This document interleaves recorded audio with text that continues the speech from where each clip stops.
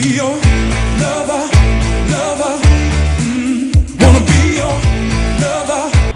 Welcome back to the musical show Goldies. Today we are coming to you from the Sheraton Hotel, where we're sitting down with our special guest for today, a businessman and a social activist. He's doing the selection of the music right here on Goldies as we get to chat. Let's talk about your charity work. You are a very kind and generous man, so to say, and these are not my words. These are words that people keep saying here and there. And the reason I say that is, of course, the project that you have, the National Action for Awakening Uganda. First of all, the name is quite really outstanding out there. Like it says, wake up.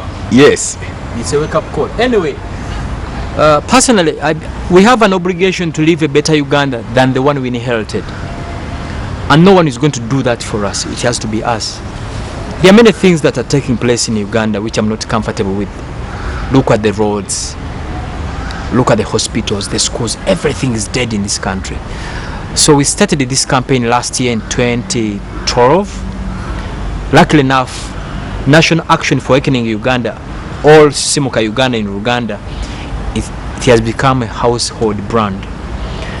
We believe in telling people to demand what belongs to them. When you pay taxes, you have to demand for services. When you go to hospitals, you must demand for medical services. When children go to school, they must be taught well.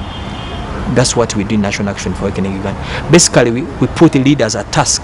We tell the masses to demand what belongs to them.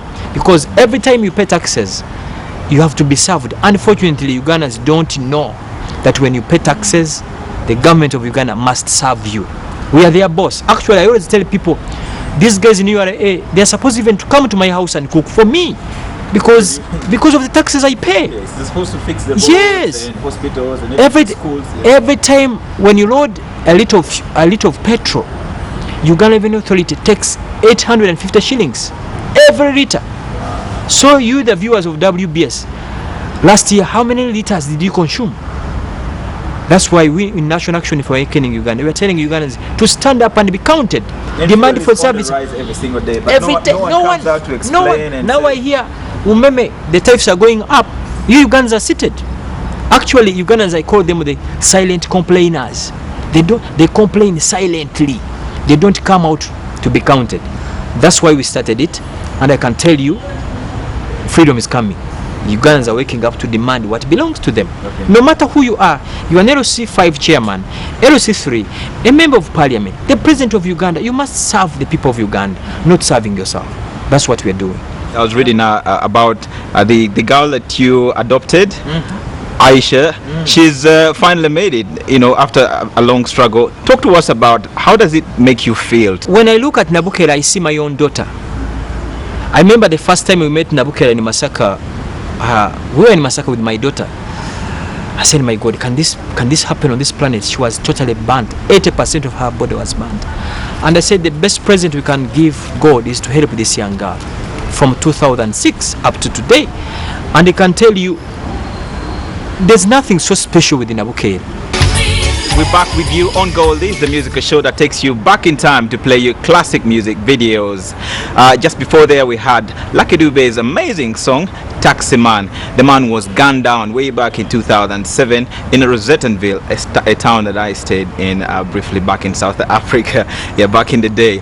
And the reason why he was gunned down, he was simply mistaken for a Nigerian tycoon, and they gunned him down like that by mistake. Anyway, I hear there is a story that after gunning him down, breaking news all over South Africa that Lucky Dube has been gunned down. So the murderers, I think they were sharing ideas on what to do next. They didn't know whom they had killed actually. Yes. So in their living room, one of them said that we cannot leave you. We have to take you to police. That's the message I'm giving our artists in Uganda. Songs that bring hope in our lives. Yes, I love songs for Chameleon, Baby Cool, Baby Wine. They're okay, fine. But we love songs that are going to bring this culture in Ugandans. Hope. That there's hope in our lives. No. And I can assure you,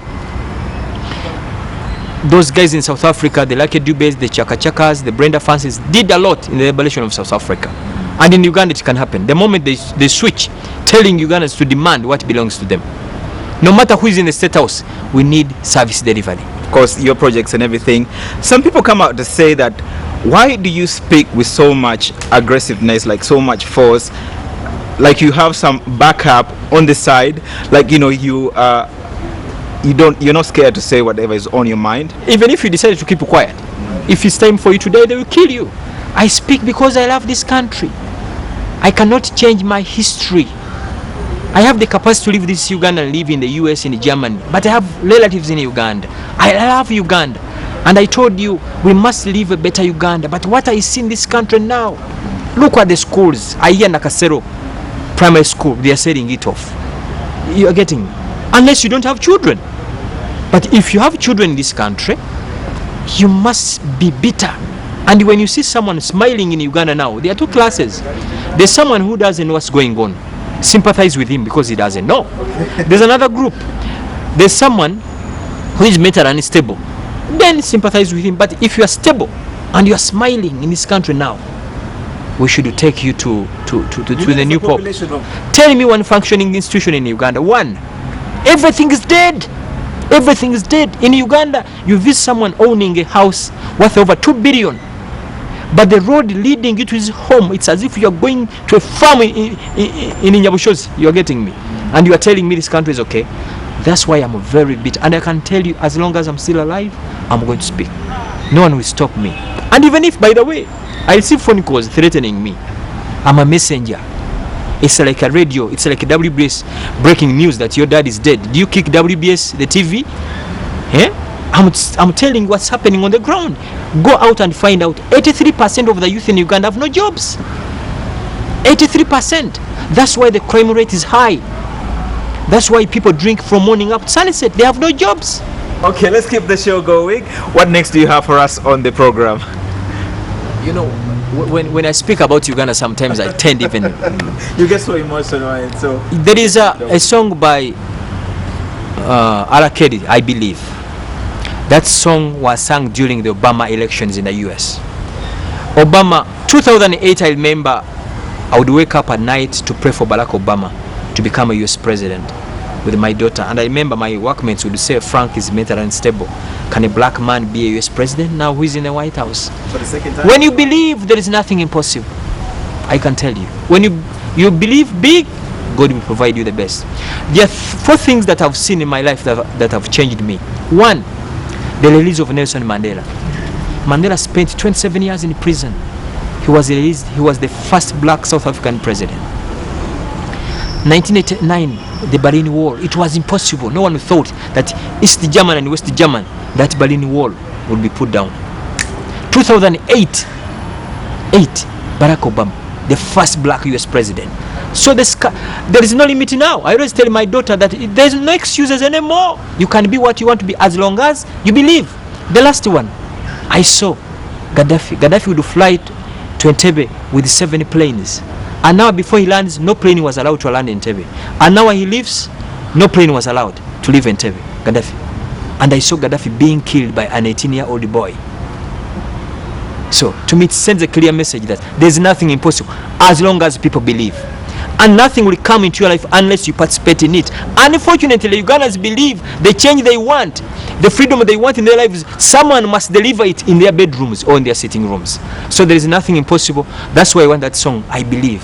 Barack Obama raised the pace that you can be what you want to be. Wanna be your